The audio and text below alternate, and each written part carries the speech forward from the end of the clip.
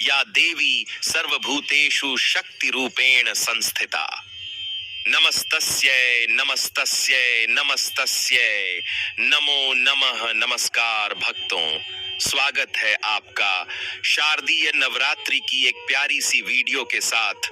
नवरात्रि 2025 में कब से प्रारंभ है? भक्ति बड़े ही कंफ्यूजन की स्थिति में है कि शारदीय नवरात्रि 22 तारीख से शुरू हो रही हैं या 23 से। तो आज हम आपकी इसी कंफ्यूजन को दूर करने वाले हैं।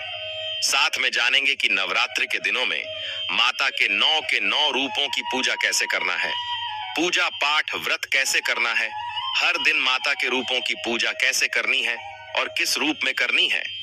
हिंदू कैलेंडर के अनुसार नवरात्रि की डेट टाइम क्या है, कब से प्रारंभ, कब समाप्त होंगे, माता रानी का पूजन कैसे करें, व्रत कैसे करें, क्या नियम है, क्या विधान है, माता रानी को कैसे प्रसन्न किया जाता है, सब कुछ जानेंगे आज हम इस छोटी सी प्यारी सी माता रानी की वीडियो के साथ।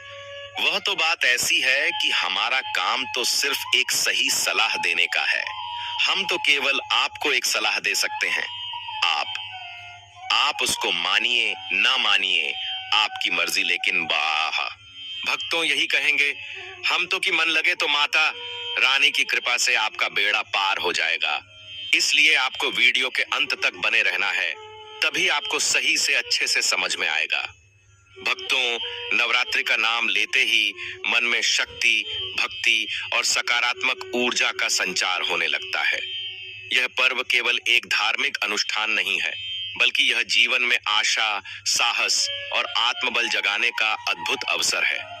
कहा जाता है कि शारदीय नवरात्रि के 9 दिन स्वयं मां दुर्गा अपने भक्तों के घर आंगन में विराजमान रहती हैं और जो भी भक्त सच्चे मन से उनका आह्वान करता है, उसके जीवन से सभी दुख, दरिद्रता और विघ्न नष्ट हो जाते हैं। नवरात्रि का यह पावन समय हमें यह याद दिलाता है कि जब जब संसार पर अंधकार छाया है, मां आदिशक्ति ने अवतार लेकर अपने भक्तों का कल्याण किया है। इसलिए यदि आप इन 9 दिनों में मन, वचन और कर्म से मां की साधना करते हैं, तो आपके जीवन में न केवल सुख समृद्धि आती है, बल्कि संकटों से रक्षा भी होती है। चलिए भक्तों, अब जान लेते हैं कि शारदीय नवरात्रि 2025 कब से प्रारंभ हो रही है और कब समाप्त होगी। इस वर्ष शारदीय नवरात्रि का शुभारंभ 22 सितंबर 2025 दिन सोमवार को घट स्थापना और कलश पूजन के साथ होगा, जो कि सुबह 6:12 से 9:45 बजे तक का समय अत्यंत शुभ माना गया है। इसके बाद 9 दिनों तक मां दुर्गा के 9 स्वरूपों की पूजा अर्चना, व्रत और भजन कीर्तन किए जाएंगे। नवरात्रि का समापन 30 सितंबर 2025 दिन मंगलवार को महानवमी के साथ होगा और उसके अगले दिन 1 अक्टूबर 2025 को विजयादशमी या दशहरा का पर्व मनाया जाएगा। इस प्रकार से शुभ मुहूर्त, सही डेट टाइम में ही पूजा पाठ करना शुभ माना जाता है, क्योंकि शास्त्र भी कहते हैं कि शुभ मुहूर्त में किया गया पूजा पाठ कभी भी निष्फल नहीं जाती है, हमेशा ही लाभ ही प्रदान करता है। तो आइए भक्तों, अब आपको शारदीय नवरात्रि 2025 के 9 दिनों का संपूर्ण विवरण बताते हैं। किस दिन कौन सी तिथि है और उस दिन किस देवी की पूजा होती है। इस प्रकार से आपको शुभ मुहूर्त में सभी शुभ कामों को संपूर्ण कर लेना है। तो अब चलिए जानते हैं कि शारदीय नवरात्रि में माता रानी को प्रसन्न करने के लिए पूजा पाठ कैसे करना है, व्रत कैसे रखना है, क्या नियम है, कौन से मंत्रों के साथ मां को प्रसन्न करना है। चलिए जान लेते हैं भक्तों। शारदीय नवरात्रि 2025 की पूजा विधि अत्यंत पवित्र और शक्तिशाली मानी जाती है और यदि इसे पूरे नियम से किया जाए तो मां दुर्गा की विशेष कृपा प्राप्त होती है। नवरात्रि के पहले दिन सुबह स्नान करके शुद्ध वस्त्र धारण करें, पूजा स्थल को गंगा जल से शुद्ध करें और मिट्टी के पात्र में जौ बोकर वहीं जल से भरा हुआ कलश स्थापित करें। कलश पर मौली बांधें, उसमें आम के पत्ते रखें और ऊपर नारियल रखें, क्योंकि यह कलश मां दुर्गा का प्रतीक माना जाता है। इसके बाद भक्त अपने हाथ में अक्षत, पुष्प और जल लेकर संकल्प करें कि वे 9 दिनों तक नियम पूर्वक व्रत और पूजा करेंगे और साथ ही मंत्र का उच्चारण करें। एवं ह्रीं क्लीं चामुंडाय विच्चे। नवरात्रि के 9 दिनों तक प्रातः और सायं स्नान कर मां दुर्गा की प्रतिमा या चित्र के सामने दीपक जलाएं, धूप बत्ती करें, फूल, रोली, चंदन, चावल और सिंदूर अर्पित करें तथा दुर्गा चालीसा, दुर्गा सप्तशती और देवी कवच का पाठ करें। प्रत्येक दिन मां के अलग अलग स्वरूप की पूजा करें और उनके अनुसार विशेष भोग अर्पित करें, जैसे पहले दिन घी, दूसरे दिन शक्कर, तीसरे दिन दूध आदि। व्रत में भक्त फलाहार करते हैं, यानी दूध, फल, मखाने, साबूदाना, कुत्तू व केके, सिंघाड़े का आटा खा सकते हैं, लेकिन अन्न, मांस, शराब, प्याज और लहसुन 9 दिनों तक पूर्ण रूप से वर्जित है। अष्टमी या नवमी को कन्या पूजन करना अनिवार्य है, जिसमें 9 छोटी कन्याओं और एक छोटे बालक लंगूर का पूजन कर उन्हें हलवा, पूरी, चना का प्रसाद खिलाया जाता है और चुनरी व दक्षिणा दी जाती है। नवमी के दिन यदि संभव हो तो हवन करना चाहिए, जिसमें घी, चावल, गूगल, लौंग और इलायची डालकर दुर्गा सप्तशती के मंत्रों से आहुति दी जाती है। नवरात्रि के समापन पर यानी नवमी या दशमी को कलश का विसर्जन करें और जौ की अंकुरित बालियां घर के सभी सदस्यों को प्रसाद स्वरूप दें। इस पूरी विधि से नवरात्रि की पूजा करने पर मां दुर्गा प्रसन्न होकर अपने भक्तों को सुख, समृद्धि, सौभाग्य और संकटों से मुक्ति का आशीर्वाद देती हैं। इस प्रकार से हमने जो भी आपको पूजा विधि बताई है, उसकी पूर्ण श्रद्धा भाव से और सच्चे मन से करना है। मां आपकी भक्ति को जरूर ही स्वीकार करेगी और आपकी जो भी मनोकामना है वह जरूर ही पूर्ण करेंगी, क्योंकि माता रानी 9 के 9 दिन आपके घर में बिराती है। तो सोचिए, अपने माता रानी को प्रसन्न कर लिया तो आपकी ऐसी कोई मनोकामना नहीं जो माता रानी परी ना करें। इसलिए कमेंट बॉक्स में सच्चे मन से लिख दीजिए, जय माता रानी। अगर वीडियो थोड़ी सी भी अच्छी लगे तो माता रानी के लिए एक लाइक जरूर करें और चैनल पर जो भी भक्त नए हैं वह चैनल को सब्सक्राइब जरूर करें, ताकि इसी प्रकार की भक्ति से भरपूर वीडियो आपको सीधे प्राप्त होती रहे। भक्तों, आपने सुना होगा कि माता नवरात्रि में घर पर जरूर आती है और 9 दिन घर में विराजते हैं। तो आपको यह पता है कि इन दिनों में मां के 9 रूप होते हैं। तो कौन से दिन किस रूपों की पूजा करना शुभ होता है, तो आज हम आपको बिल्कुल साफ साफ सरल भाषा में आपको समझाने जा रहे हैं। तो आपको बिल्कुल ध्यान से सुनना है, तभी आपको अच्छे से समझ में आएगा। शारदीय नवरात्रि 2025 तिथि व देवी पूजन सूची हम आपको बता देते हैं। तो आपको प्रत्येक दिन इस सूची के हिसाब से ही माता रानी के 9 की पोमो ओके के ने से के ने के रूपों की पूजा करना है। इससे माता रानी तो प्रसन्न होगी ही, साथ में देगी असीम आशीर्वाद। माता रानी बड़ी चंचल है, थोड़ी से पूजा पाठ से ही प्रसन्न हो जाते हैं। तो चलिए जान लेते हैं प्रत्येक दिन में, प्रत्येक बाहर में माता के कौन से रूप की पूजा करना है और क्या शुभ मुहूर्त है। पहला दिन, मां शैलपुत्री अंबुदी, 22 सितंबर 2025 सोमवार।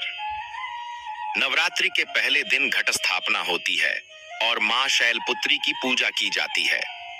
पर्वतराज हिमालय की पुत्री होने के कारण इन्हें शैलपुत्री कहा गया। इस दिन कलश स्थापना कर मिट्टी के पात्र में जौ बोए जाते हैं और देवी का आह्वान किया जाता है। भक्त यदि सच्चे मन से मां शैलपुत्री की पूजा करें तो जीवन में स्थिरता और सुख शांति प्राप्त होती है। दूसरा दिन, मां ब्रह्मचारिणी, 23 सितंबर 2025 मंगलवार। दूसरे दिन मां ब्रह्मचारिणी की उपासना की जाती है। इनका स्वरूप तपस्या और संयम का प्रतीक है। पूजा में धूप, दीप, रोली, चंदन और अक्षत अर्पित किए जाते हैं। इस दिन व्रत और संयम रखने से मनोबल बढ़ता है और कठिन साधनाएं सफल होती हैं। विद्यार्थी और साधक विशेष रूप से इस दिन मां की आराधना करते हैं। तीसरा दिन, मां चंद्रघंटा 24 सितंबर 2025 बुधवार। मां का यह रूप सिंह पर सवार और मस्तक पर अर्धचंद्र धारण करने वाला है। इनकी पूजा से जीवन से सभी प्रकार के भय, रोग और संकट दूर होते हैं। भक्त घी का दीपक जलाकर मां को सुगंधित पुष्प अर्पित करते हैं। इस दिन की उपासना से आत्मविश्वास और साहस की प्राप्ति होती है। चौथा दिन मां कूष्मांडा 25 सितंबर 2025 गुरुवार। मां कूष्मांडा को सृष्टि की आद्य शक्ति माना जाता है, जिनके हल्के मुस्कान भरने से ब्रह्मांड की रचना हुई। भक्त इस दिन लौकी और फल अर्पित करते हैं।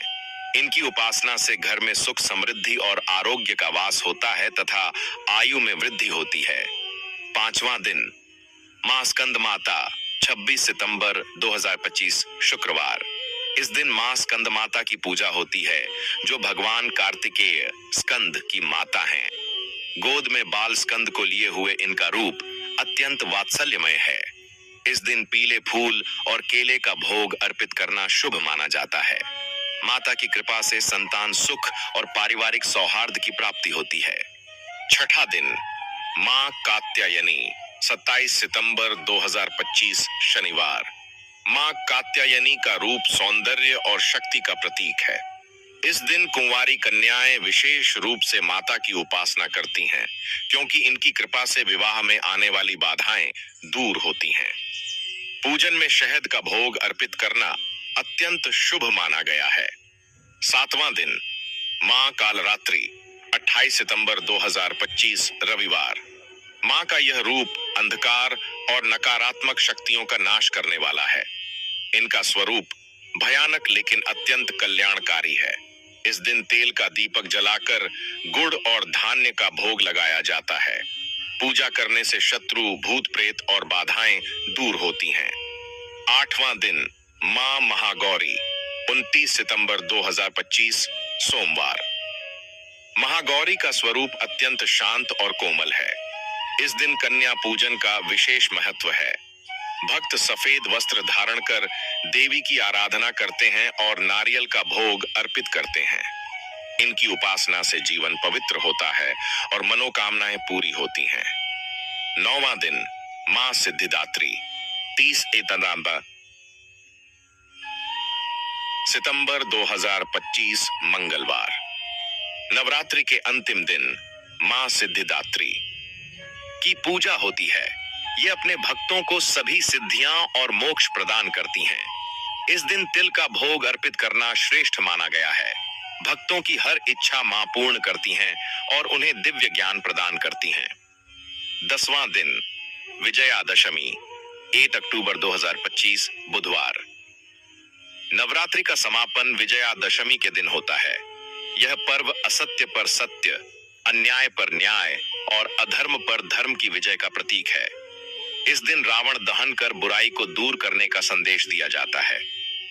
जय माता दी भक्तों, शारदीय नवरात्रि का व्रत केवल एक धार्मिक परंपरा नहीं है, बल्कि यह आत्म संयम, आत्म शुद्धि और भक्ति का अद्भुत संगम है।